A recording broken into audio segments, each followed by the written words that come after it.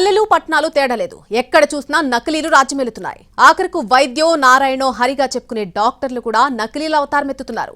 పూర్తి స్థాయిలో మెడికల్ పరిజ్ఞానం లేకున్నా ఇష్టానుసారంగా ట్రీట్మెంట్లు ఇచ్చేస్తూ ప్రజల ప్రాణాలతో చెలగాటమాడుతున్నారు. కొత్తగా బాధ్యతలు చేపట్టిన టీఎస్ఎంసీ సభ్యులు నకిలీల భరతం పడతామంటూ ప్రతిజ్ఞ చేస్తున్నారు. అసలు ఇంతకీ నకిలీ వైద్యుల గోలేంటి? టీఎస్ఎంసీ సభ్యులకున్న అధికారాలేంటి?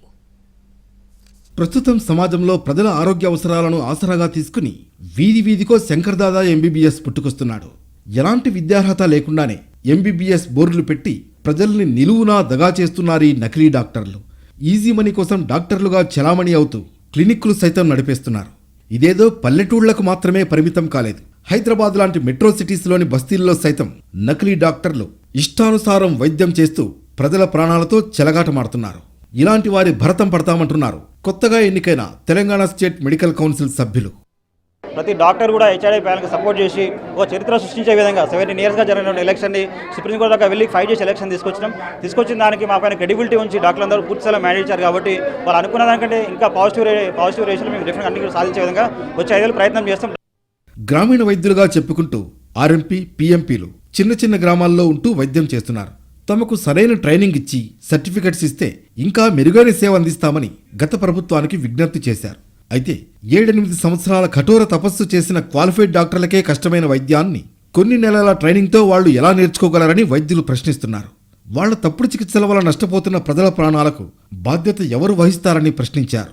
ఇప్పుడు ఈ టీఎస్ఎంసీ ఎలక్షన్స్లో హెచ్ఆర్డీఏ పార్టిసిపేట్ చేసింది. ఎలక్షన్స్ కావాలని 4.5 సంవత్సరాలు కోర్టులో ఫైట్ చేసింది. సుప్రీంకోర్టు వరకు వెళ్ళింది కూడా కేవలం ఈ క్వాకరీ మీద ఫైట్ చేసే ఉద్దేశంతో. సో క్వాకరీ మీద ఫైట్ చేయడం అనేది మా ప్రైమరీ ఎజెండా. టీఎస్ఎంసీ ఎలక్షన్స్ అనేది దాని కాన్సిక్వెన్స్. సో ఖచ్చితంగా ప్రజారోగ్య పరిరక్షణ మా బాధ్యత అని మేము భావిస్తున్నాం. కాబట్టి దానికోసం క్వాకరీని ఎరాడికేట్ చేయడమే ముఖ్యమని మేము అనుకుంటున్నాం. కాబట్టి అన్ని రూల్స్ ఉన్నాయి, కానీ అవి ఇంప్లిమెంటేషన్లో లేవు వివిధ కారణాల వల్ల. అవి ఇంప్లిమెంట్ చేయడం కోసమే మేము ఇప్పుడు ఎలక్షన్స్లో పోటీ చేశాము, గెలిచాము. కాబట్టి మా మేనిఫెస్టోలో రాసినట్టు అన్ని రూల్స్ ఫాలో అవుతాము. తెలిసి తెలియక ఆర్ఎంపీ పీఎంపీలు ఇచ్చే వైద్యం వల్ల చాలా మంది ప్రాణాలు కోల్పోతున్నారని టీఎస్ఎంసీ సభ్యులు ఆందోళన వ్యక్తం చేశారు. అవసరానికి మించి స్టెరాయిడ్స్, యాంటీబయాటిక్స్, పెయిన్ కిల్లర్స్ లాంటి మందులు ప్రిస్క్రైబ్ చేయడంతో అవి దుర్వినియోగం అవుతున్నాయంటున్నారు టీఎస్ఎంసీ సభ్యులు. వాటి దుర్వినియోగం వల్ల ఎందరో ముదిరిన వ్యాధులతో, కడుపులో అల్సర్లు, మూత్రపిండాల వ్యాధులు వంటి వాటితో ప్రాణాలు కోల్పోతున్నారని ఆందోళన వ్యక్తం చేస్తున్నారు. వీటన్నింటిపై తప్పకుండా పోరాటం చేస్తామని చెబుతున్నారు టీఎస్ఎంసీ సభ్యులు. క్వాకరీ అనేది ఏంటంటే ప్రజలకు నష్టం జరిగే వ్యవస్థ. ఓకే, ఇప్పుడు మనము ఈ మధ్య మీరు చూస్తున్నారు కూడా రిపోర్ట్స్, ఎట్లా యాంటీబయాటిక్స్ ఎట్లా ఎక్కువ యూజ్ చేస్తున్నారు. సో దానివల్ల ఏమవుతుందంటే యాంటీమైక్రోబియల్ రెసిస్టెన్స్. దానివల్ల ఏంటంటే కోవిడ్ కంటే భయంకరమైన ప్రమాదం. అంటే యాంటీబయాటిక్స్ ఏవి పనిచేయక మనిషి ప్రాణాలు, ఇర్రెస్పెక్టివ్ ఆఫ్ డాక్టర్స్ కాదు, కామన్ పీపుల్ కానీ. సో అట్లాంటి వ్యవస్థ క్వాకరీ. దాన్ని అంతం చేయడానికి ఆల్రెడీ రూల్స్ ఉన్నాయి. స్టేట్ యాక్ట్ ప్రకారం రూల్స్ ఉన్నాయి.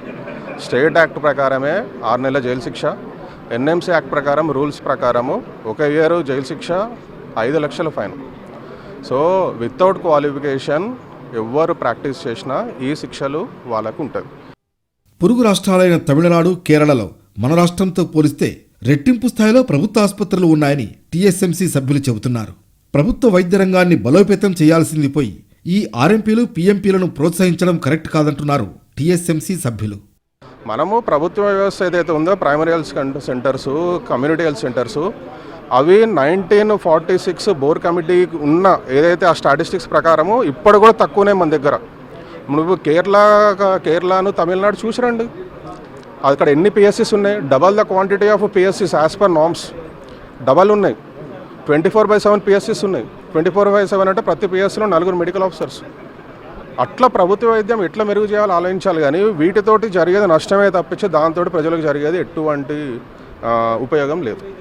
రాష్ట్ర వ్యాప్తంగా 50,000 మందికి పైగా నకిలీ డాక్టర్లు చలామణిలో ఉన్నారని టీఎస్ఎంసీ సభ్యులు చెబుతున్నారు.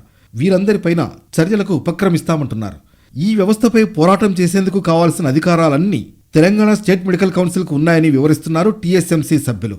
ఆ దిశగా టీఎస్ఎంసీ ఖచ్చితమైన కార్యాచరణ చేపట్టాలని కోరుకుందాం.